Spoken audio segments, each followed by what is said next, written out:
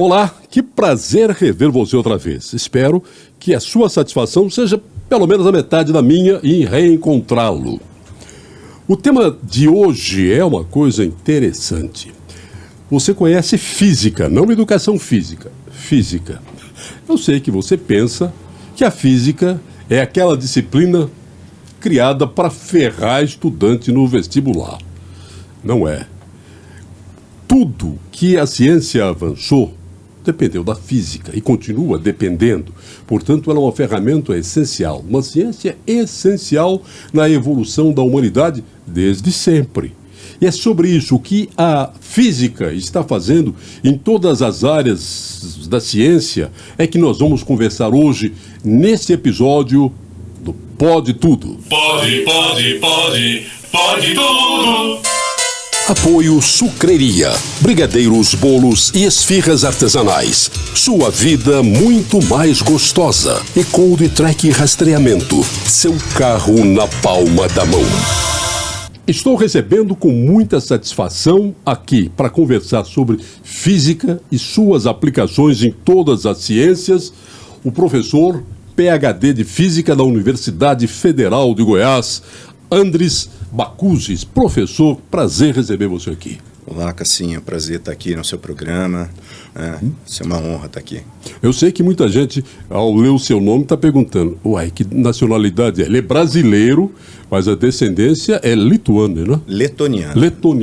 O nome é letoniano. Na verdade, eu sou metade letoniano por origem do meu pai e metade sergipano por origem da minha mãe. Então já é goiano também, né? Está no Federal há quanto tempo aqui? Há 20 anos, quase 20 anos, vai fazer 20 anos em agosto. Então já goiano já. Bom, vamos falar de física. É uma coisa que sempre encabula quem vai fazer vestibular. Ai, meu Deus do céu. Eu vou fazer lá, vou chutar todas as questões da física só para ter uma pontuação, para ver se eu... minha área não é essa mesmo. Por que a física assusta tanto qualquer candidato? Nossa, essa é uma pergunta interessante, que assim, a gente não combinou essa pergunta, hein? Mas eu acho que às vezes começa pela dificuldade que as pessoas têm de pensar como um físico pensa, assim. Às vezes eles pensam em decorar fórmulas, e a física não é necessariamente decorar fórmulas, na verdade não é isso. Então eu estava comentando com você antes, né, da gente iniciar a nossa conversa aqui oficialmente, que o físico, por exemplo, quando ele está treinado, ele começa a pensar em unidades. Então ele consegue perceber qual que é a essência de uma forma. Ele sabe que a energia tem que ter unidade, por exemplo, de Joule, né? Ele sabe que força tem que ser Newton, então ele sabe que força e energia não é exatamente a mesma coisa, mas estão relacionadas por alguma grandeza.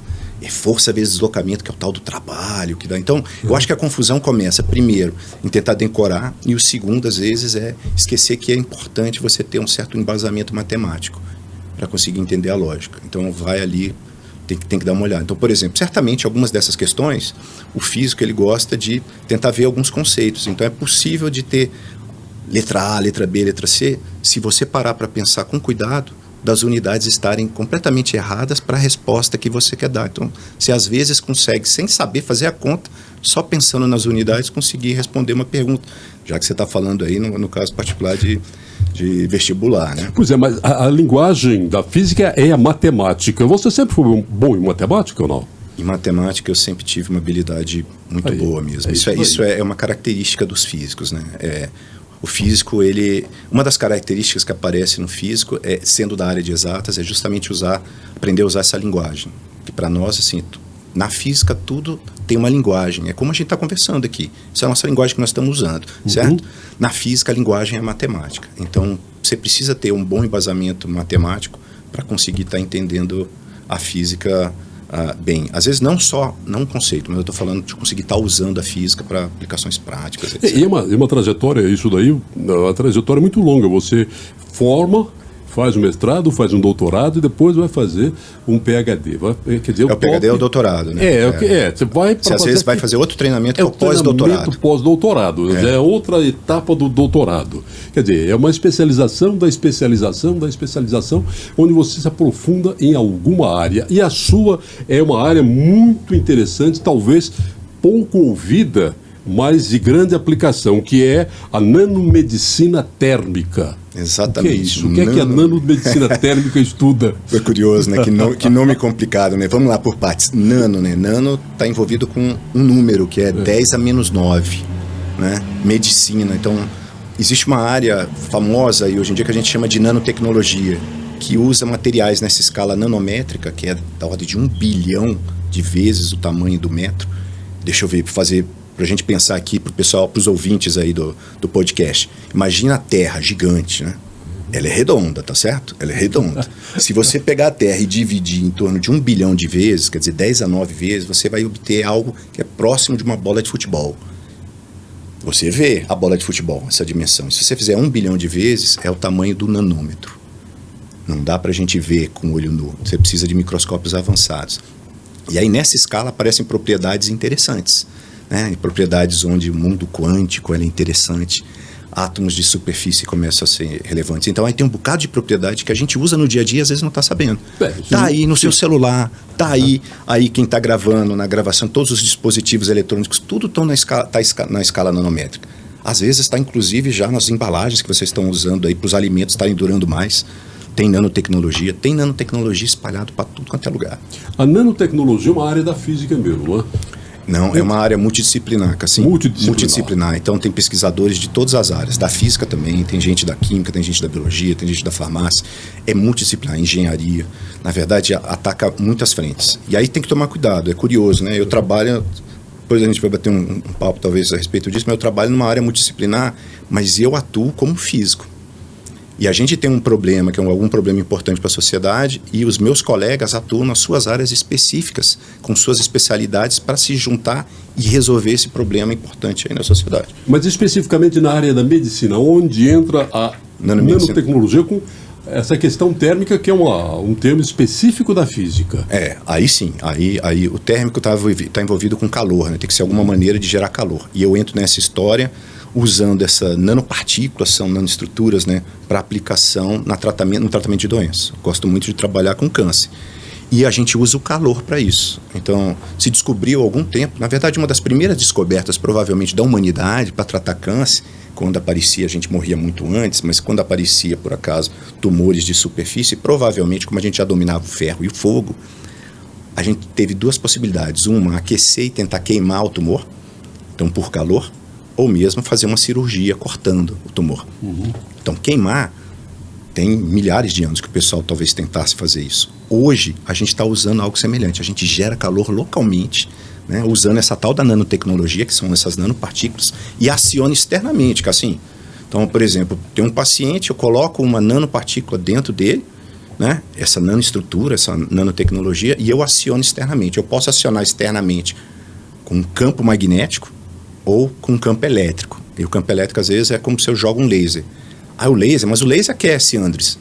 Mas eu jogo um laser que não aquece normalmente. Ele tem uma energia tal que ele penetra um pouco no corpo, mas ele interage com essa estrutura e só naquela estrutura que ela aquece. Se ela estiver dentro de um tumor, adivinha, a gente consegue matar uma célula tumoral.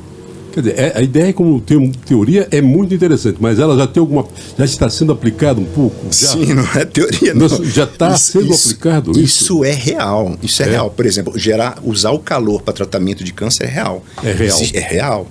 Existe uma técnica, por exemplo, para tumor de cérebro, que não está usando nanotecnologia ainda, em que o pessoal vem com uma fibra ótica, joga o laser dentro do tumor, né, irradia ele por dentro, o laser, né, e aí ele está numa energia que as moléculas d'água que estão no tumor absorvem aquela energia e geram calor. E aí você mata as células tumorais ali dentro, né? Então tem pacientes que estão sendo tratados assim para câncer, né, tentando, vislumbrando uma melhora na qualidade de vida e também no tempo de vida dos pacientes. Infelizmente tem vários tipos de tumores de cérebro que a gente não sabe tão bem ainda como lidar, mas tem pacientes, por exemplo, que estão com epilepsia. Não vai acreditar, que usa essa tecnologia para epilepsia. E aí é curioso que para você conseguir monitorar essa entrega de calor, entra também a física, porque você precisa de alguma técnica de imagem. Aquela técnica, por exemplo, a técnica de imagem que o pessoal usa, que eu acho que todos aí, alguns ouvintes pelo menos já fizeram, ressonância. A gente usa a técnica de ressonância para monitorar essa entrega de calor. A gente vê aumento de temperatura com a técnica de ressonância. Porque hoje tem, quer dizer, uma técnica mais popular que é a radiação por elementos radioativos, né, atômicos, né, que, é claro, ele faz, por mais concentrado que seja sobre o tumor, ele acaba causando problemas, lesões em tecidos bons, né, ao redor do tumor que está sendo bombardeado com energia nuclear. Com essa técnica que você diz já está desenvolvida, seria uma coisa muito mais, uma mira muito mais precisa. São duas coisas que têm sua semelhança e tem alguma diferença. A primeira diferença, deixa eu só explicar, né? Ali você está numa área que a gente chama, inclusive é física também, a física médica atua nessa área, que é radiação ionizante. E a radiação ionizante, você pode jogar uma radiação eletromagnética. Sabe aquele laser que eu falei para você? O laser que a gente vê, aquele verdinho, ele está numa faixa que a gente chama de visível. Visível é uma faixa bem pequenininha do espectro. É aquilo que a gente vê lá no arco-íris. Só que o mundo é muito maior do que esse. O pessoal vai estar nos ouvindo lá usando o celular e o celular está usando uma radiação eletromagnética. É uma onda eletromagnética que a gente está recebendo no celular. Está trabalhando numa faixa que a gente chama de frequência de gigahertz. Só para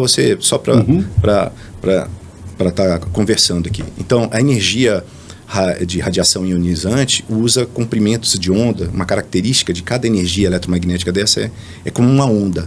E essa onda tem uma distância entre picos dela.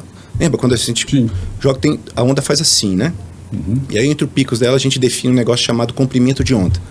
O comprimento de onda de uma radiação ionizante, em geral, é baixo. É na faixa do nanômetro para baixo, 1 nanômetro para baixo, né? Mais ou menos para lá. Então aí você tem o raio-x, você tem o raios gama. Então na hora que você está com um elemento radioativo que você está mexendo, aí depende, tem decaimentos que são decaimentos que vão jogar, por exemplo, um pósitron. O que é um pósitron, pessoal? Lembra lá do elétron, galera?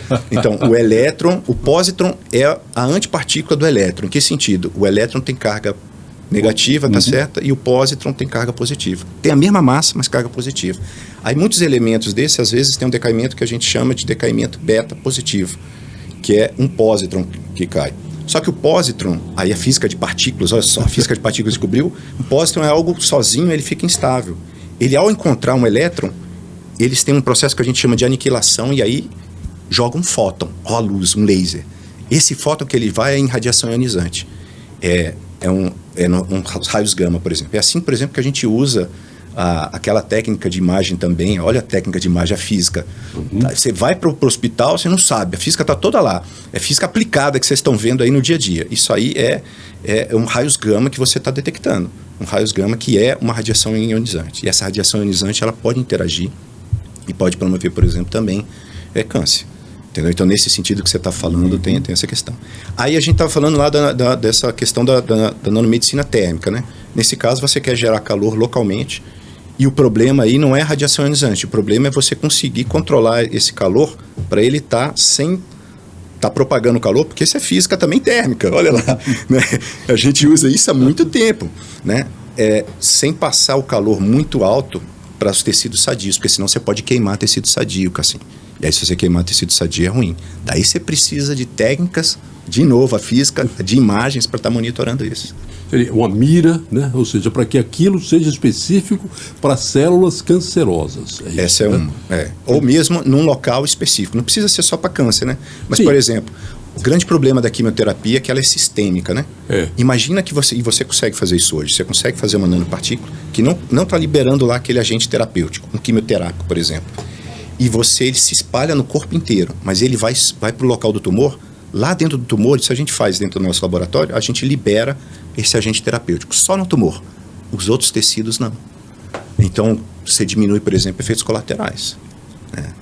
Mas isso já é isso já é realidade? É em fase de teste avançado? Já... Como é que é? Então, depende do grau das questões. Né? Quando está com a nanomedicina térmica, são coisas modernas que estão acontecendo já no dia a dia. Existem estudos clínicos iniciando e existem estudos clínicos já aprovados.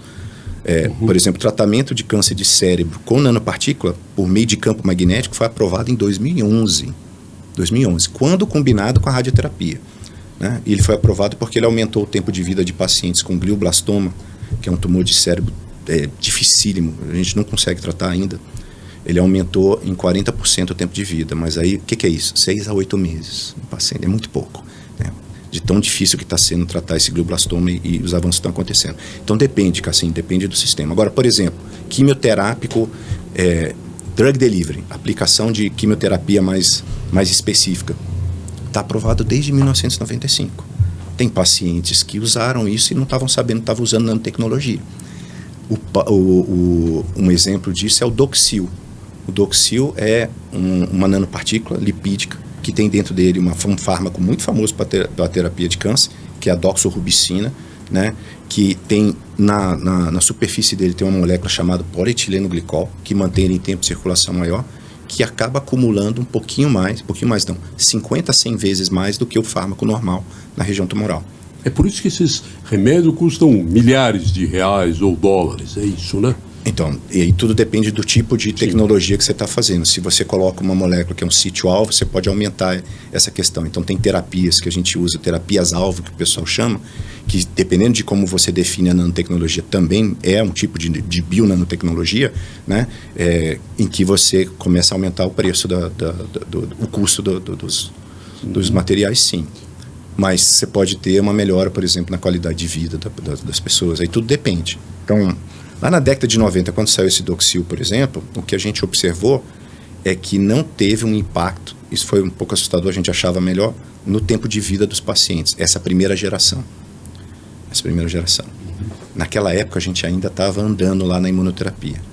As novas gerações agora já estão junto com a imunoterapia e você está começando a observar melhoria no tempo no tempo de vida dos pacientes.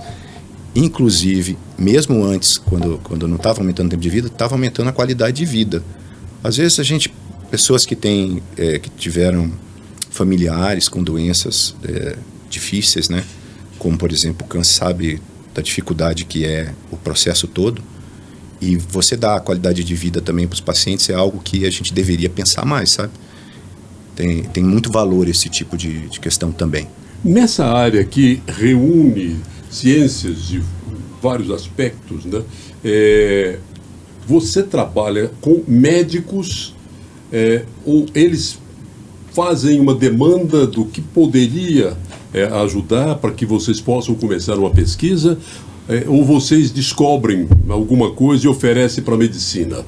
Isso, então vamos lá. Assim, a física, ela é altamente multidisciplinar, como várias áreas da ciência, né? Sou multidisciplinar internacional, isso que eu queria dizer, internacional. Então, eu faço parte de uma sociedade chamada Sociedade de Medicina Térmica, Society for Thermal Medicine, né? Tem mais outras duas sociedades, essa é uma sociedade americana. Nessa sociedade, que tem um encontro anual, em geral acontece nos Estados Unidos, porque é da sociedade americana, obviamente, né? Aparece todas as áreas que você pode imaginar. Então tem engenheiro elétrico, tem engenheiro biomédico, tem engenheiro mecânico. Mas como?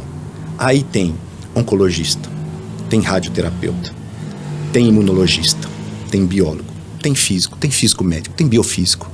Veja, essa sociedade existe há mais de 20 anos. E essas sociedades aí, elas têm mais duas outras na Europa, uma na Europa e outra na Ásia, elas já entenderam que problemas difíceis, como por exemplo o câncer, são problemas multidisciplinares e você precisa da união de todas as áreas, ou o máximo de áreas possíveis. Não somente uma área específica, por exemplo, da saúde, que a saúde já é multidisciplinar por definição, né? A gente já vê isso.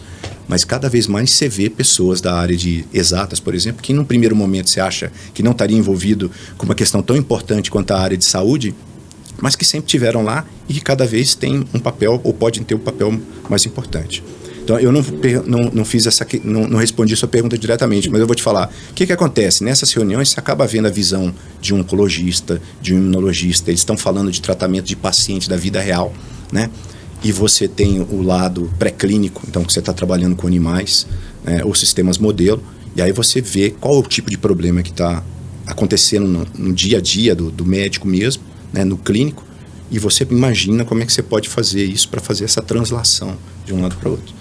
Essa pergunta me ocorreu, assim, da aplicação de algum conhecimento, porque Madame Curie, quando descobriu a radioatividade, ela não tinha uma aplicação para aquilo, né? Ela morreu depois com câncer, mas ela descobriu, tem uma coisa aqui que é importante, mas não sabia como poderia aplicar aquilo ali ainda, né? Ela imaginou que pudesse ser utilizado para tratamento oncológico. Ela imaginou isso, e tanto que mas não tinha ainda nada, uma aplicação prática para aquela descoberta dela. Não tinha.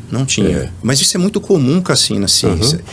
Tá aí, você tocou num ponto fundamental, porque às vezes os gestores ficam acreditando que você não deve investir em ciência básica, porque o mundo tem que ser a questão aplicada. Mas veja bem, você pegou a Madame Curie como um excelente exemplo. Quem é que ia querer mexer com essa tal dessa radioatividade? Que é isso? Isso não vai servir para nada. Falaram naquela época. Da mesma forma, falaram para o marido dela, provavelmente, o que você está mexendo com o material que a gente chama de piso elétrico? Eu vou falar do piso elétrico, vou aproveitar o piso elétrico que está envolvido com radiação não ionizante, com uma aplicação que vários já usaram e às vezes o pessoal não sabe. Piso elétrico é um material que, sob pressão, ele gera corrente, né? Gera uma diferença de potencial. Você fala, mas serve para quê? Na verdade, se eu posso modular isso e gerar um som. Um som que a gente não ouve, a gente chama de ultrassom. Onde é que você está querendo chegar, Andres? O ultrassom, só existe o ultrassom que a gente usa e hoje a gente consegue ver o feto antes, sem ter perigo para o feto, porque alguém estava estudando um material cristalino chamado piso elétrico, cuja aplicação ninguém sabia qual que era. Tem N outros exemplos dessa maneira. Então, qualquer pessoa que conhece um pouco de história da ciência sabe que é criminoso você não investir em ciência básica, porque você não sabe o que você vai enfrentar amanhã. Se a gente quiser, por exemplo, a gente pode falar da vacina. Tem gente que acha que a vacina do Covid foi produzida da noite para o dia.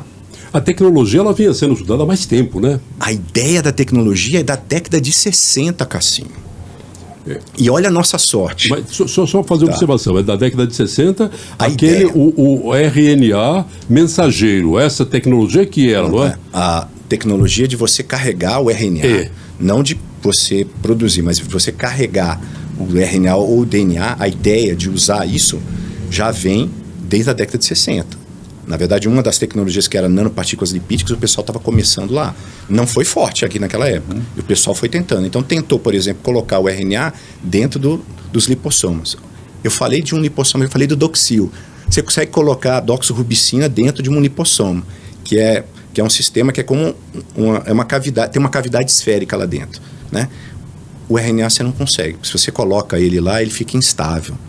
Então, a grande sacada foi desenvolver um outro tipo de nanopartícula, que é nanopartícula lipídica, que também usa uma molécula chamada lipídios, mas tem lipídios que a gente chama de lipídios ionizáveis. E esses lipídios ionizáveis interagem com o RNA ou com o DNA e deixam ele seguro, para quando ele entrar numa região específica, que é dentro de uma célula, que ele entra dentro de umas vesículas, assim, e lá o meio ambiente dele é um pouquinho diferente, ele dentro daquele meio é que ele libera fantasticamente o RNA mensageiro, entendeu? Então, essa tecnologia que usa nanopartículas lipídicas sólidas, né, foi desenvolvida, começou-se a tentar se fazer lá para as décadas de 60, 70 e foi aprimorando ao longo do tempo até o pessoal, pesquisadores, que provavelmente ninguém sabia para que servia o lipídio ionizável, mas aí cabe ao cientista, o cientista está vendo além do horizonte, né? Como diz aquela música, além do horizonte, né? Deixem os cientistas ver além do horizonte. Você não sabe, e eu queria olhar para você, você não sabe o que você vai precisar fazer.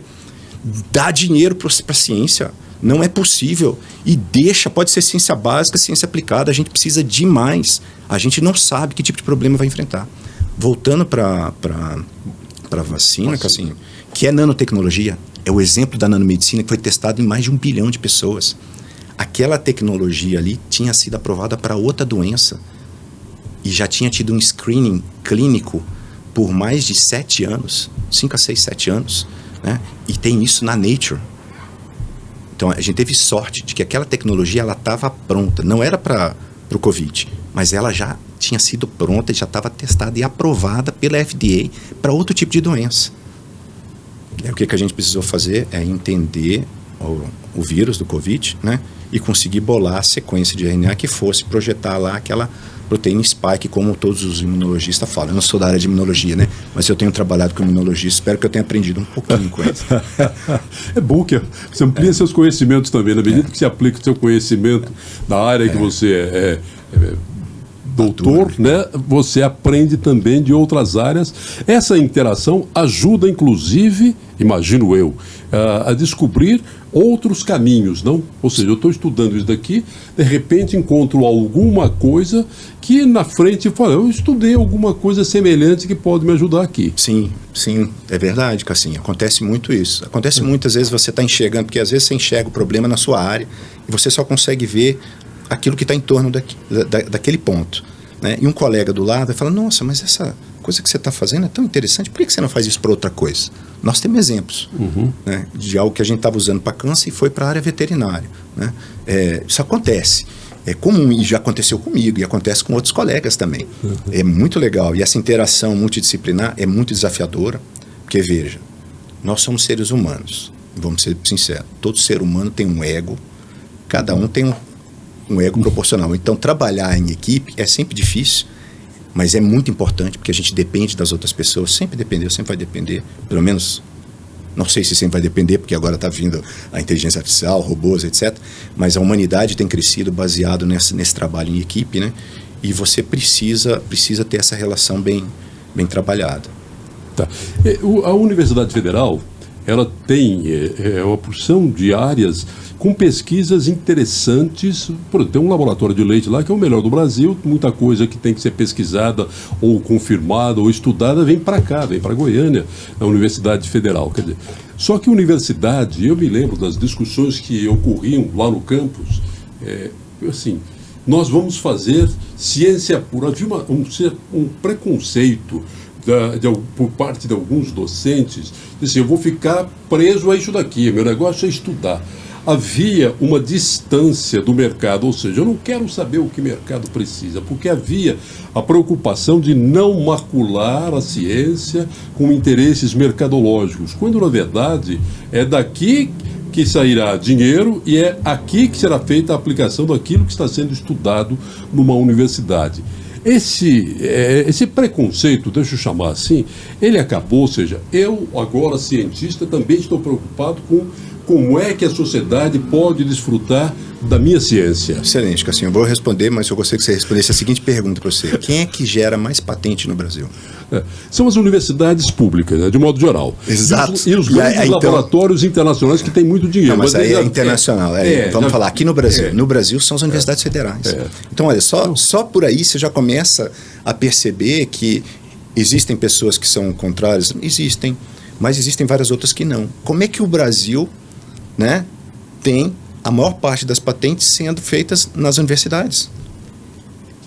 É porque a gente está tentando fazer algo que não necessariamente era para as universidades fazerem, que é fazer essa transferência, que não é necessariamente obrigação. Eu, por exemplo, trabalho numa área aplicada, a gente tem patente, né? A gente já trabalhou com empresas, eu não vejo problema nenhum dessa relação com a empresa, precisa ter uma relação positiva aí para tentar chegar com algo no mercado. Eu vejo de maneira positiva. Tem alguns colegas que têm uma outra visão? Tem. Mas se eu vejo isso com muita preocupação, Cassinho, eu não vejo com tanta preocupação, desde que existam as possibilidades de você ter a interação dos colegas que têm o perfil para ter essa interação. Porque tem colegas que não vão ter o perfil, mas tem outros colegas que podem ter o perfil, né? E quantas empresas saem incubadas de universidades? No mundo inteiro. Muitas. Então, a alta tecnologia ela é extremamente importante para gerar produtos de grande impacto. Então você precisa sim das universidades, e as universidades estão abertas. Então, por exemplo, na UFG nós temos um parque tecnológico muito interessante, fica aí o convite para todo mundo para ir dando uma olhada. Você tem local com empresas incubadas, nós temos vários pesquisadores que têm um número significativo de patentes. Sistematicamente a UFG vem crescendo nessa questão. É óbvio que tá bom? Não, acho que tem que ficar muito maior, muito melhor. Mas isso tem que vir das duas frentes, né? Eu acho que tanto a universidade quanto o lado empresarial precisa aprender a interagir de uma maneira mais adequada. Mas isso melhorou muito, hein? Há 20 anos atrás era Era insignificante.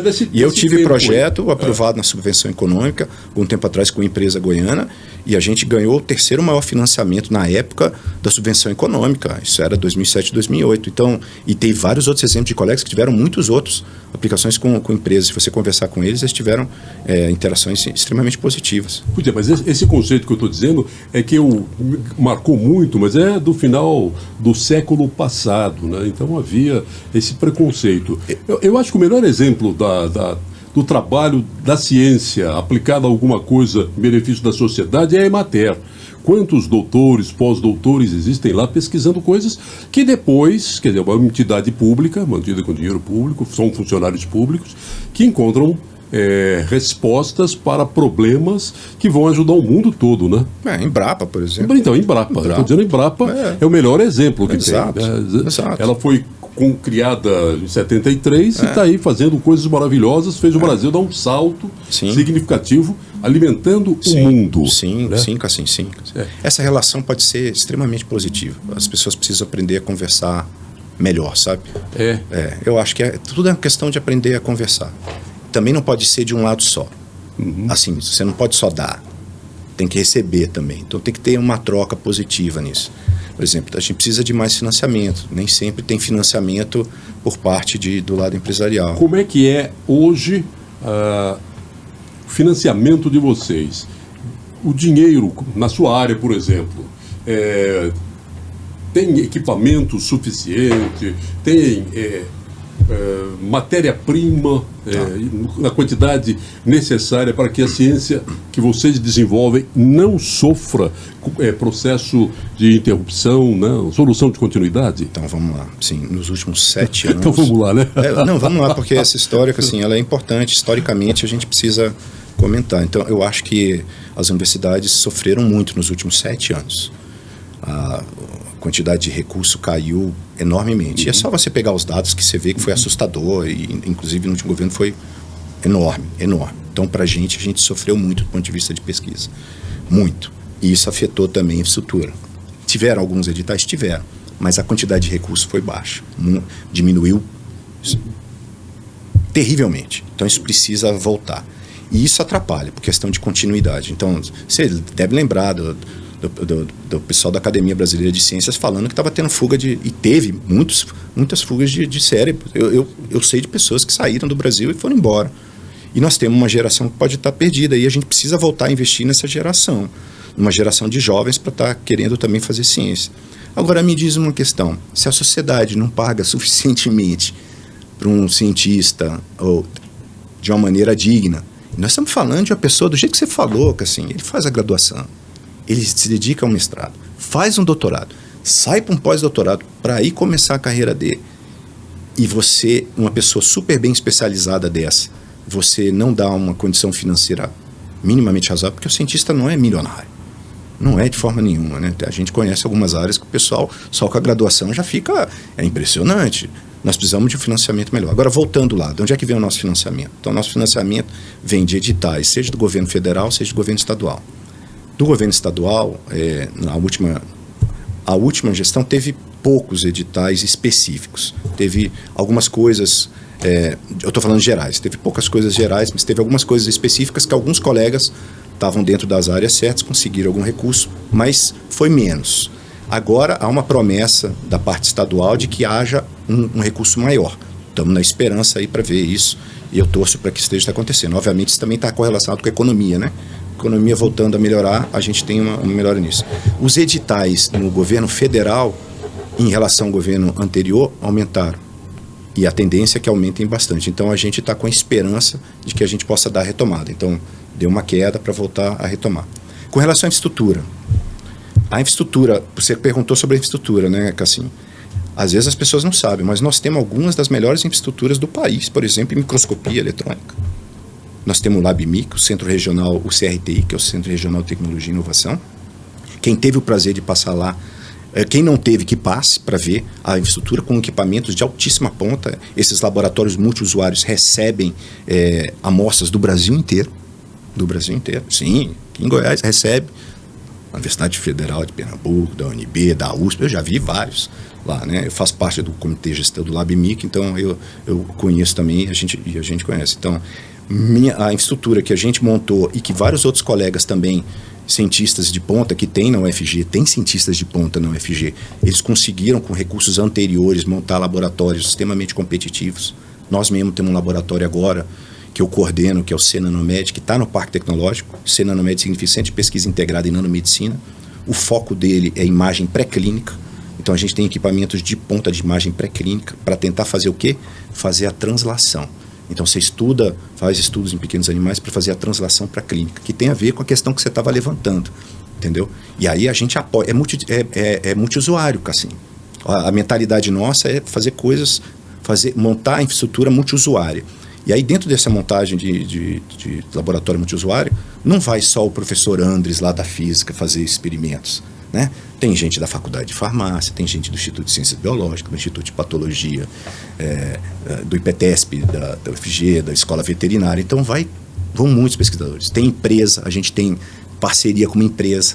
Então o CNanoMed, que acabou de nascer, que finalmente tem um centro de custo, tem uma parceria com uma empresa que está resolvendo um problema importante. Eu não vou comentar porque a gente respeita contrato de confidencialidade, a gente presta, o CNanoMed presta serviço de consultoria. Nós tivemos consultoria com a empresa. E o Andres fica rico, ou os colegas. Não, isso aqui vai direto para um centro de custo. Esse centro de custo muitas vezes serve para quê? Para pagar os custos do laboratório, para a gente manter uma infraestrutura para que seja de ponta para os nossos alunos, que são os goianos, são a nossa geração, a futura geração goiana que está sendo investida, né? Fazer ciência de altíssimo nível para competição nacional, regional, não, internacional. Então a gente tem gente com alta competitividade internacional. Então tá tudo ali, tá um movimento, mas precisa de dinheiro, assim, precisa de movimento, a gente precisa de muito mais. Tá pouco. Eu tenho lido muito na área de tecnologia da informação, de TI, que o Brasil forma mais ou menos 50 mil especialistas nessa área por ano, e o Brasil precisa de 500 mil por ano. Na área da física há essa defasagem, ou seja, se lá na porta de entrada eu comecei dizendo da dificuldade que os alunos têm de olhar física como um bicho-papão, se ninguém opta por física na hora de decidir o vestibular, vai faltar cientistas como você daqui a uns anos, não? Verdade. Então vamos lá. Daqui a pouquinho eu volto na inteligência artificial, por exemplo, que você estava falando. Então na física, por exemplo, hoje a gente tem 4 cursos de graduação na física. A gente tem o física, que a gente chama bacharelado, que seguiria, a tradição seria ele seguir para a área de mestrado e doutorado, virar um pesquisador. Tem a licenciatura que seguiria para ensino, né? Mas ensino fundamental. Mas a gente tem outras 2 áreas lá. A engenharia física, que é a aplicação na área de engenharia, de conceitos de física quântica, de materiais mais avançados, etc. E tem a física médica, que é física aplicada à medicina. Então veja, olha só, o nosso instituto, a física é uma área extremamente tradicional, mas o nosso instituto, ele já pensa há algum tempo, e nós temos isso há 10 anos, esses 2 cursos que eu falei, agora no final já estão há 10 anos, inclusive eles são nota 5, tá? Máxima da CAPES na graduação, nota 5. A gente já pensa nisso no mercado. Vários alunos nossos são formados, estão aí, passam nos cursos de residência nos melhores hospitais do Brasil. Eu tenho aluno meu que foi formado no INCA, no Rio de Janeiro, no AC Camargo, no Hospital do Amor, em Barretos, que a gente sabe que é referência em câncer, estão aí, né? Na USP, na Unesp, estão aí espalhados, estão sendo formados aqui, dentro de Goiânia, na verdade. Mas sobra vaga? Sobra vaga no vestibular? Na física médica não, na engenharia física não, que eu saiba. Na física sim, talvez. Na física sim, talvez. Agora, você está falando de inteligência artificial, por exemplo. A gente está muito preocupado, porque uma das habilidades que o físico ganha é essa parte computacional. E a gente está começando a usar cada vez mais inteligência artificial nas nossas modelagens, né, nos nossos problemas de física. Então a pessoa que entra num curso desse, ele ganha essa habilidade. Lá na UFG tem que falar, né, tem um curso de inteligência artificial que está dominando lá. E realmente está ganhando, eles ganham muito recurso, eles têm uma capacidade de cooperação com empresas fantástica, que é mais uma ponte aí para mostrar para você que a universidade já está interagindo há muito tempo, né? Então ali fica uma sugestão aí de um outro pesquisador de ponta aí para você trazer, que assim, né? Eu posso passar o contato dele no futuro, claro, aí do pessoal da inteligência artificial para você comentar, porque tem um centro lá realmente fantástico. Eu já pensando algumas vezes, até meu filho é da área de TI, ele é especialista nisso, então eu sugeri a ele, me indica um nome, alguém que conheça bem de tecnologia da informação, mas assim, que seja da área de inteligência artificial, porque é uma coisa ainda meio uma nuvem, né? As pessoas não... inteligência artificial, inteligência... Fala-se com uma naturalidade, como se fosse um cuscuz, uma feijoada, né? Como uma coisa que todo mundo entendesse, os elementos que compõem aquilo, quando na verdade é uma coisa absolutamente enigmática, pelo menos para a média da população é enigmático. Que é inteligência artificial? Vão substituir o homem? Essas técnicas vão substituir o homem? Isso daí vai tirar emprego? Essa é uma das grandes preocupações, né? A sua opinião qual é, de um cientista? Eu vou pegar o que aconteceu no passado. Tá. Então, no passado teve uma greve do pessoal de carruagem em Nova York. Não sei se você já leu essa reportagem. Teve uma greve do pessoal da carruagem que usava os cavalos, né, porque estava começando a pintar o carro. E eles acharam, então, que com essa greve eles iam conseguir impedir com que o carro entrasse no mercado. O que deu? A inteligência artificial está aí. O que eu quero dizer, ela está aí. Vai ter resultado em emprego? Vai ter. E eu estava conversando contigo antes, eu vi uma entrevista do Elon Musk falando que fatalmente vão ter muitas pessoas que vão estar desempregadas, sim. Então, faz parte a questão, a gente precisa se preparar, né? E a universidade é um local bom para você se preparar. Porque, veja, a universidade não está te preparando simplesmente para uma profissão. O que você aprende dentro da universidade, aprende a pensar, aprende a resolver problema, aprende a se virar com um problema que você não consegue. Você tem dificuldade, às vezes, numa matéria, e para você passar adiante, ganhar você precisa se virar e aprender a passar do seu limite, né? Na vida a gente faz isso o tempo todo. Então a universidade é um local para um treinamento da pessoa. Então às vezes as pessoas estão falando, lá emprego, não é só isso. Não é só isso que você aprende na universidade. Você ganha uma capacidade de raciocínio diferente que você vai usar no seu dia a dia, né? Então isso precisa ser comentado, né? Porque às vezes as pessoas estão pensando que não precisam mais ir para a universidade. No mundo inteiro isso é uma questão que está sendo discutida. E acho que as universidades precisam se adaptar a esses novos momentos mesmo. A inteligência artificial é uma. A UFG, por exemplo, tem um curso específico de inteligência artificial, né? Nós, da física, estamos bastante preocupados e estamos começando a botar no currículo, né? Eu ando conversando com o pessoal da administração que está cuidando disso, não sou eu, então você pode chamar eles no futuro aqui, né? Mas nós estamos bastante preocupados. Eu, que coordeno lá o Café com Ciência, que na verdade são palestras que são dadas, a gente tem colocado temas que discutem inteligência artificial. Então tem lá no canal do YouTube, lá do Instituto de Física, no Instagram, você pode ver ao vivo, assim, o Café com Ciência. Vou aproveitar que estou aqui, posso fazer uma propaganda. Que, propaganda, assim, em geral, né? Em geral, a gente coloca na terça-feira, né, na hora do almoço, para o pessoal não ter desculpa que não teve como ir porque tinha que dar aula e etc. Mas você pode ver aí ao vivo, aí no Instagram aí do Instituto de Física da UFG. Instituto de Física da UFG. Ele tem um canal hoje, não? Tem um canal. O Instagram? Tem um canal no Instagram. Tem um canal no Instagram, tem vários, né? Então, mas no Instagram passa ao vivo também. E é grátis, hein, pessoal? Não tem que pagar nada. Você imagina que você estudou muito para chegar no nível de conhecimento que você tem, de ser um coordenador de equipes na área de pesquisa e tal. Você imagina que um dia a inteligência artificial consiga fazer alguma coisa assim, como a Alexia, né? Alexia, toca Roberto Carlos, ela toca. Vai chegar Você acha que é possível atingir esse nível? Tá. Então, eu nunca parei de estudar. Continuo estudando todo santo dia. Né? Então, nós estamos finalizando um artigo agora e eu estou estudando toda hora, todo momento. Então, a gente nunca para de estudar. Então, mas com relação a essa questão, para questões simples, que você já sabe a solução, Cassim, a inteligência artificial vai ajudar. Mas para questões que dependem da criatividade, daquilo que você não sabe qual é a resposta. O que não existe ainda. E que às vezes é uma conexão de coisas que aparentemente talvez a inteligência artificial possa até achar, mas será que ela vai perceber que aquilo é inovador? Eu não sei te dizer. Eu acho que não. Eu acho que essa criatividade que o ser humano tem, ela é única. Eu acho. Eu estou te falando porque como cientista eu preciso estar preocupado. Eu preciso me perguntar se de repente vai aparecer alguma coisa aí que possa substituir isso.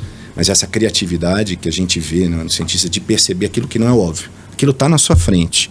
Aqueles são dados que se você faz a pergunta para a inteligência artificial, você precisa fazer a pergunta certa. Se você não faz a pergunta certa, ele vai te dar uma resposta errada. Eu vou te dar um exemplo. Por exemplo, eu usei o ChatGPT para uma questão de pesquisa e na pesquisa ela errou. Não foi o pago, mas é que ela não foi preparada para aquilo, ela foi preparada para nos ajudar nos textos. Então eu passo um texto para ela e faço, melhora esse texto aqui com tais e tais conceitos. Ela vai e melhora, perfeitamente. Agora eu peço para ela para dizer, me fala quem são os tais pesquisadores, etc. Ela me dá uma resposta. Eu testei e a resposta que ela me deu estava errada.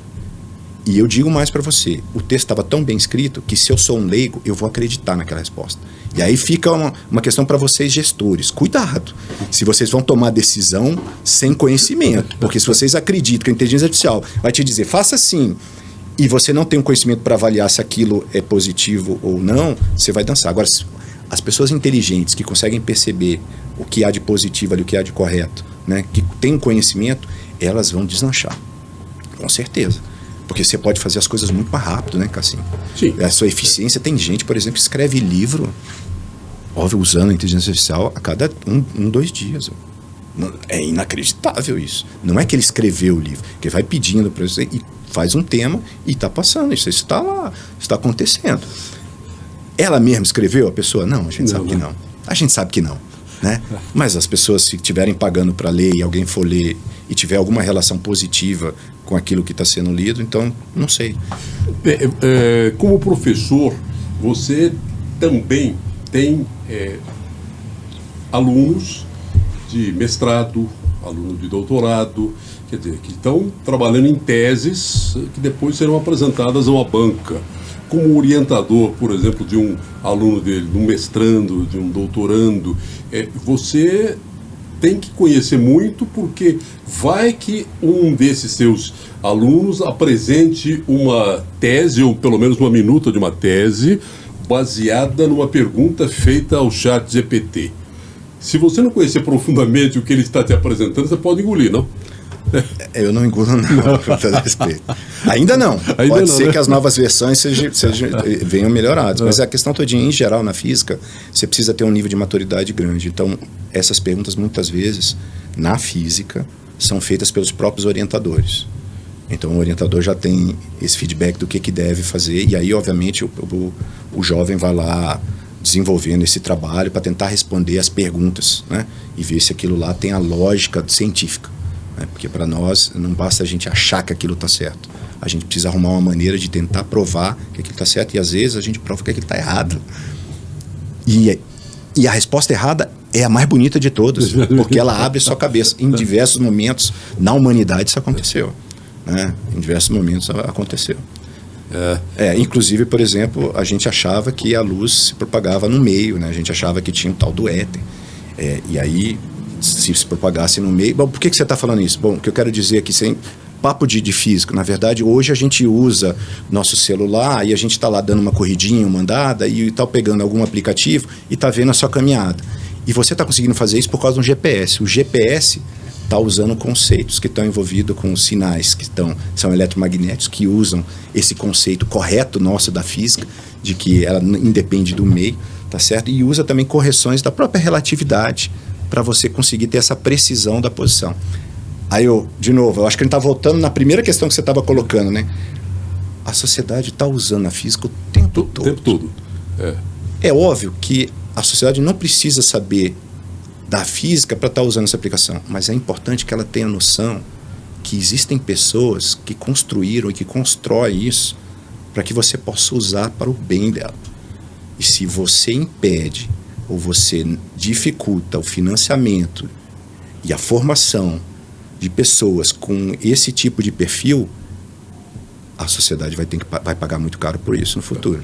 Você falou agora há pouco uma questão de a fuga de cérebros. Eu ouço falar nessa fuga de cérebros há muito tempo, porque o Brasil, em todas as áreas, em todos os governos, não é uma coisa localizada na época, em alguma época, é assim, ele sempre teve um grande problema em olhar o futuro, em investir no futuro além do visível.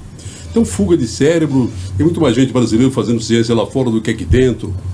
Mas hoje parece que há um movimento internacional, principalmente de grandes empresas multinacionais norte-americanas, contratando cientistas, principalmente da área de física, no mundo. Não tem? Então, tudo depende da área. Isso depende da época também, né? E se você falar de fuga de cérebro, etc., eu, por exemplo, voltei no repatriamento de cientistas que estavam fora. Eu estava nos Estados Unidos e teve uma chamada do governo federal na época, era o final do Fernando Henrique, e que acabou, no primeiro governo do Lula, acabei voltando para o país durante o governo do Lula, que era um edital para repatriamento de cientistas, né, que estavam fora. Inclusive eu ganhei dinheiro para um projeto da Petrobras, na época da Petrobras, para você ver. Mas você fez um comentário para mim a respeito de contratar físicos, né? Eu lembro que quando teve uma época que meu pai é cientista também, é químico, né? Ele está do outro lado. Do outro lado. Tem a briga familiar aí. Pode ter. Mas aí eu estava fazendo um curso de física e eu lembro que um belo dia eu falei, eu acho que eu vou mudar de área, eu vou para economia. E meu pai não falou nada, mas ele me deu um artigo que apareceu na época, era década de 90, né, da Newsweek, não, The Economist. E sabe o que falava lá? Justamente sobre a contratação de físicos em Nova York, né? Por quê? Porque era físico da área computacional que fazia então simulação computacional para o mercado. Então tem atuação. O físico tem uma capacidade de pensar bem interessante, né? Pela maneira como ele é treinado, Cassim, ele é treinado com esse raciocínio lógico a resolver problemas. E se mudar o problema, ele vai usar esse raciocínio lógico e muitas vezes esse raciocínio lógico é altamente positivo para a solução de problemas. Então não é de hoje que às vezes os grandes empresários, etc., às vezes percebem que podem se beneficiar bastante de contratação de pessoas com um perfil, por exemplo, da física. Obviamente, pessoas com bom quadro, né? Porque a gente sempre tem formação de bons alunos, mas tem também alunos que não estão tão bons, né? Mas as pessoas altamente qualificadas, elas sempre têm espaço. Não só na área da física, mas certamente em várias áreas. Você diria que, para quem está ouvindo, que ou tem um filho que vai fazer vestibular, ou próprio quem está nos acompanhando aí, você, que vai fazer vestibular e está pensando em alguma coisa, assim, que pode ser o que ele queira, mas também ele tem que ver alguma coisa que lhe garanta uma sobrevivência. Física seria uma opção, né? Física garante sobrevivência. Olha, você não vai ter iate, você não vai comprar uma ilha e tal, mas... Se você, por acaso, não se associar com um empresário e de repente ter uma patente fantástica aí, vender também, um produto, né? Pode acontecer. Né? Pode acontecer, quem sabe acontece uma questão dessa. Mas, por exemplo, existem áreas técnicas da física, por exemplo, a física médica, que se ganha muito bem. A física médica tem excelentes salários. E aí, dependendo da atuação sua na física médica, se você está na área de radioterapia em particular, ganha mais ainda. E o curioso é que fora do país ganha muito mais. Então, por exemplo, um físico médico da área de radioterapia fora do país, primeiro, ele não pode ser só graduado. Aqui no Brasil, graduado, ele pode fazer a residência clínica. Então, eu estava comentando para você dos meus ex-alunos, eles tinham graduado, então eles não fizeram nem mestrado nem doutorado. Eles já foram direto para fazer a residência clínica e aí atuaram lá de 2 anos e depois viraram especialistas na área de radioterapia, radiodiagnóstico, em medicina nuclear. Não são médicos, mas atuam dentro do hospital com esses equipamentos, operando esses equipamentos. Então, eles, na verdade, o físico médico tem uma aplicação ampla. Uma delas é o que a gente chama de QA, Quality and Assurance, que significa que o monitoramento da qualidade, né, dos equipamentos é feito por eles. Monitoramento de materiais radioativos precisa ser feito por pessoas que entendem o que é uma radiação ionizante. A radiação ionizante pode ser extremamente perigosa. A gente sabe o que aconteceu aqui com o Césio, certo? Né? Se tivesse a física médica... E isso foi uma das coisas que também incentivou a gente gente, há muito tempo, desde que eu entrei aqui no Instituto de Física, a gente tinha interesse de criar o curso de Física Médica e a gente foi, de maneira estratégica, contratando pessoas com perfis em áreas semelhantes para ir pouco a pouco podendo colocar esse curso de Física Médica aqui. Então nós estamos bastante preocupados com isso. Mas o que eu queria dizer é, um físico médico, por exemplo, nos Estados Unidos ou na Europa, ele tem que fazer doutorado e depois que ele vai para a residência. Esse profissional, ele ganha de 100 a 300 mil dólares, dependendo do que ele está fazendo, ano.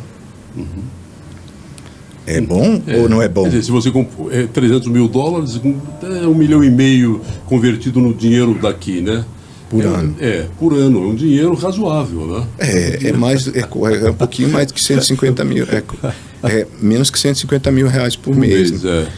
Mas, ó, aqui, eu dei uma olhada antes, aqui tem uma média salarial e depende muito da atuação do físico médico. Mas os físicos médicos de ponta podem chegar a ganhar 25 mil reais. Aí depende, né? Uhum. Tem físico médico que não ganha isso. Ganha menos, mas não ganha mal. Estou falando só por esse ponto de vista, né? Agora, um físico médico é um físico. Acima de tudo é um físico. Então ele precisa ser treinado em física para ele entender física. E aí sim atuar na medicina. Então a gente faz questão de fazer um curso. O nosso curso, por exemplo, é bem criterioso aí na questão da física. E por isso que eles estão ganhando competitividade nos cursos de residência. Porque é altamente competitivo, assim. Você entrar no INCA, no AC Camargo, no Hospital do Amor, vem pessoas do Brasil inteiro competindo, né? E vários ex-alunos nossos estão conseguindo posições em locais estratégicos. Andres, você é da área de física, você é físico, mas você não fala pela universidade, mas conhece muita coisa de lá, pela sua atuação na instituição também. Existem outras coisas que são feitas lá, né? É uma parte prática, até projeto de castração de animais estão lá, né? Esse eu estou envolvido, Cassim. Hã? Esse eu estou envolvido particularmente. Você está envolvido também? Tô. E aí é curioso essa história, porque como é que... Primeiro, eu não sou o líder da pesquisa, eu sou talvez um co-líder, né? Em que sentido? A pessoa que me convidou para fazer parte desse projeto de castração de animais, ela primeiro viu uma palestra minha sobre a utilização da nanotecnologia para tratamento de câncer, por meio do calor, que é o que a gente estava conversando antes. E aí ela chegou para mim, essa pesquisadora, que é a professora Carolina Lucy, lá da Universidade de Brasília, uma veterinária, falou assim: Andres, existe um problema importante de castração de animais domésticos. O custo para a esterilização de animais domésticos é extremamente alto, e nós temos uma população no país absurda, de grande. Ela me explicou o problema. Na hora que ele explicou o problema, eu falei: isso aqui eu ajudo, pode deixar. Aí a gente, com a nossa nanopartícula que a gente está usando para tratamento de câncer, nós começamos a fazer os testes, primeiro em ratos, deu uma patente. Aí depois, conjuntamente, ela montou uma outra equipe, de uma outra maneira que a gente está fazendo também, junto na UNB, e conjuntamente com a gente mandou uma patente, agora com uma empresa, depositada nos Estados Unidos, associada com a área de castração, né? E a gente já atuou em gatos. Então fizemos experimentos com gatos, está terminando a análise dos gatos. Então basicamente o que a gente está chegando na conclusão é que a gente consegue castrar eles com a nanotecnologia. Sem precisar fazer cirurgia? Sem precisar fazer cirurgia e sem ter aquele custo de ficar muito tempo, porque quando você faz a cirurgia de castração, um dos custos grandes é que você tem que manter o animal por pelo menos um dia, né? Nesse caso aí, o procedimento é: você vai ter anestesia antes, durante o processo, você faz o processo dura em torno de 15 a 20 minutos, depois você deixa ele acordado, anestesia, e dá uma batidinha no bumbumzinho dele e ele está castrado. Essa é a ideia, né? Então a gente está perto de começar isso aí para cá. Isso ainda é um estudo, vocês estão desenvolvendo esse estudo e fazendo testes. Isso é um estudo, está sendo comprovado nos estudos começando com rato Wista, que é só para macho. Então a gente esteriliza macho, a gente coloca a nanopartícula dentro do testículo do animal, e já se sabia desde a década de 80, olha aí, de novo, assim, da década de 80 o pessoal tentou fazer isso com ultrassom, tentar gerar o calor de uma maneira uniforme lá, e não teve sucesso. E aí essa professora revitalizou com essa ideia, com nanotecnologia, e a gente conseguiu, com campo magnético, fazer algo de maneira bem impressionante. E depois, eu discutindo com ela, falei: olha, seria interessante também fazer isso com laser, conjuntamente com a nanopartícula, e ela está conseguindo fazer também algo nessa frente aí que nós estamos explorando. Essa nanopartícula é de que material? É um óxido de ferro. Óxido de ferro? A gente faz no Instituto de Física essa nanopartícula. E a gente caracteriza... Como é que ela é cortada? Então, na verdade, é engraçado. Você tocou num ponto da nanotecnologia, você pode ter uma maneira de cortar as coisas. Isso, a humanidade fazia isso há muito tempo. Então, a gente usa a nanotecnologia, não chamada de nanotecnologia, há muito tempo. Então, as egípcias, os cosméticos que elas usam, aquelas cores diferentes, são nanopartículas que foram cortadas, foram quebradas em pedacinhos. Aí, quando você quebra partículas metálicas, elas mudam de cor. Não é que elas... Lembra da alquimia, né? Quando eu dou aula, por exemplo, eu falo... O pessoal da alquimia, o alquimista não estava tão louco assim, porque, veja, você quebrava as coisas, a coisa mudava de cor, e ele via que o objeto diferente tinha uma cor diferente. Então, ele pensava que você estava mudando o ouro para alguma outra coisa. Então, por que não mudar outra coisa para o ouro? Né? Mas, voltando aqui para a nanotecnologia, está associado com a propriedade do que acontece na escala nanométrica. E aí, então, você consegue fazer isso de cima para baixo. Mas existe procedimento que é de baixo para cima. E aí é química.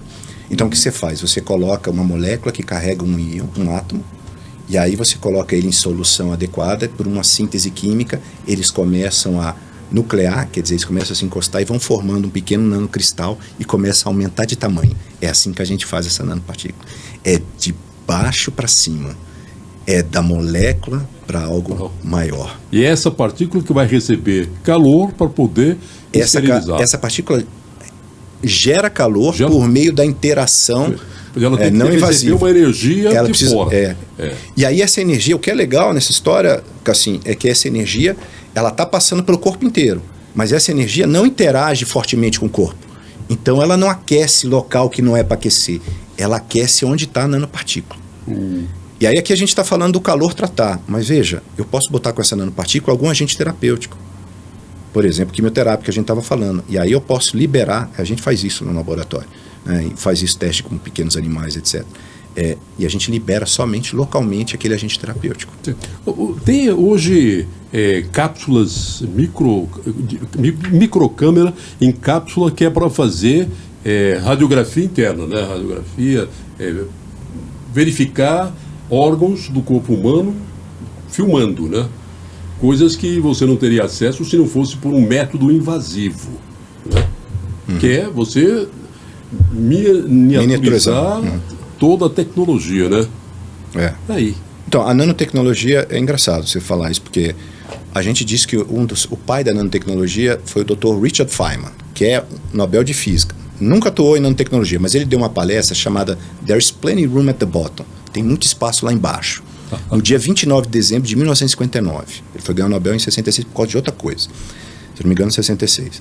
Mas aí o que acontece? Lá nessa palestra, e para quem que estiver assistindo a gente, isso tem a tradução dessa palestra, então podem procurar lá no Google ou em algum outro site, né? Nessa palestra ele comenta sobre o que a gente iria ganhar sobre miniaturizar as coisas. Então, ele inclusive coloca uma proposta, um desafio de miniaturizar algo do tamanho de menor do que o conceito de americano, né? Menor que uma polegada, menor que um grão de poeira. E existe um experimento, um ano depois que ele propôs isso, em 1959, o pessoal conseguiu fazer esse micro-robô.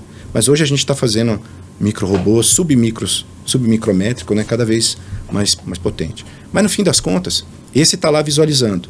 Esses robôs a gente está usando.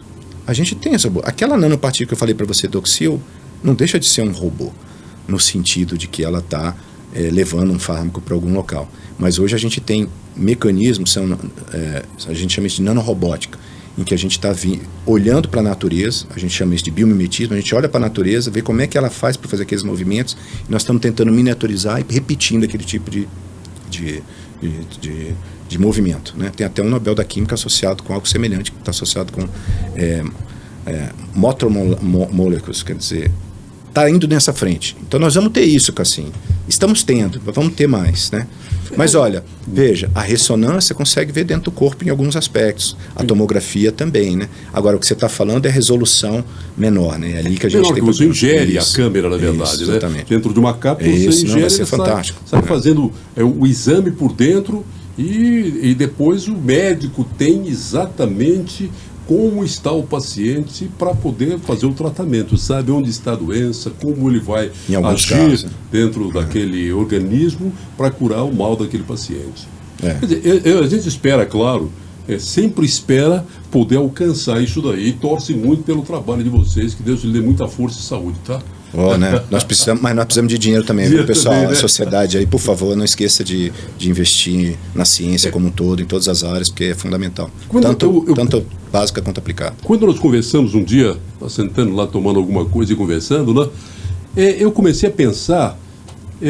por que a sociedade não conhece? Ela precisa conhecer, ela só vai pressionar os políticos, que são eles que liberam dinheiro, quando ela entender a importância da ciência para a vida cotidiana de cada um. Enquanto ela achar que você que é da área de física, PhD de física é um negócio tão longe, tão distante de mim, eu nunca vou me empenhar para que você obtenha dinheiro para a sua pesquisa, porque eu não estou sabendo que aquilo ali vai ajudar no tratamento do câncer meu, da minha filha, da minha mulher, do meu pai, da minha mãe, do meu amigo. Quer dizer, eu não sei que você faz alguma coisa que é muito próximo de tudo aquilo que a sociedade precisa.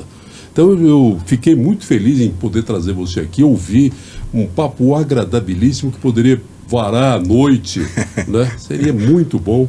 Te agradeço imensamente. Obrigado, Cassim. É uma honra estar aqui e espero poder voltar em outras oportunidades ou mesmo dar contatos aí de outros colegas aí da UFG também que estão fazendo trabalhos extremamente interessantes para poder fazer esse contato aí com a sociedade, que é algo que a gente tem tentado e ainda precisa melhorar muito, que parte é culpa nossa, né? Parte é culpa nossa. Mas parte é falta de profissionalismo de conseguir colocar isso adiante. Então, acho que precisa de mais jornalistas também, que estão na área científica especificamente para fazer essa comunicação, porque nós não somos profissionais nisso. Então E aí você pensar em um cara que consegue fazer de tudo. Pessoal, ninguém consegue fazer, ninguém é perfeito, né? Então a gente precisa de todas essas habilidades próximas para estar fazendo essa comunicação com a sociedade, comunicação com o setor empresarial. Também, isso é extremamente importante. Às vezes você pode ter empresa com dinheiro para investir em pesquisa, mas não sabe onde investir que possa dar algum resultado. Isso é importante, ela saber que existem formas de investir em pesquisa, ajudar a sociedade, aplicando bem aquilo que ela está decidida a aplicar. E às vezes a aplicação não precisa aparecer hoje, né? Às vezes é importante também, por exemplo, é comum em países mais desenvolvidos ter um investimento a mais médio prazo. Então você começa a investir numa ideia e aquela ideia vai seguindo adiante, daqui a pouco aquela ideia se torna em algo que pode gerar dinheiro. Muitas ideias não se transformam nisso, mas e as que se transformam? Elas às vezes mudam a sociedade. Tem gente pesquisando com dinheiro e lá nos Estados Unidos alguém fala que quer pesquisar um sapo no interior da Amazônia porque eles excretam uma substância que tem dinheiro para aquilo. E o dia que o brasileiro que é dono do sapo, porque está no território dele, dono, brincadeira, mas que está no território nacional, ele vai precisar daquele conhecimento, ele vai buscar um laboratório norte-americano pagando uma patente altíssima, né? Então, investir em ciência é investir no futuro e fazer economia também. E também, eu acho que deve procurar também, viu, Cassim? Porque às vezes, ali dentro de alguma universidade federal, tem um pesquisador que ele não tem a menor ideia do perfil. E talvez ele já possa ajudar a fazer esse contato, né? Então, vamos apostar também nos brasileiros. Tem muito brasileiro bom de ciência. Sim. Dê uma olhada com cuidado. Não, a gente tem história. Talvez é porque a gente não divulga. É isso. A divulgação é fundamental. Eu acho que é assim. Andres Bacusis, foi um prazer enorme receber você aqui. Aprendi muito. O prazer foi meu, Cassim. Muito obrigado. Espero que para você tenha sido uma alegria tão grande quanto a minha em aprender um pouco sobre ciência e ver o que é que os cientistas que estão nas instituições públicas, como no caso da Universidade Federal, onde o Andres leciona, talvez você sabendo disso pode valorizar mais ainda os nossos pesquisadores e pode despertar em você também o desejo de fazer ciência. Foi muito bom estar contigo e até o nosso próximo episódio do Pode Tudo. Pode tudo. Apoio Sucreria, brigadeiros, bolos e esfirras artesanais. Sua vida muito mais gostosa. E Cold Track Rastreamento, seu carro na palma da mão.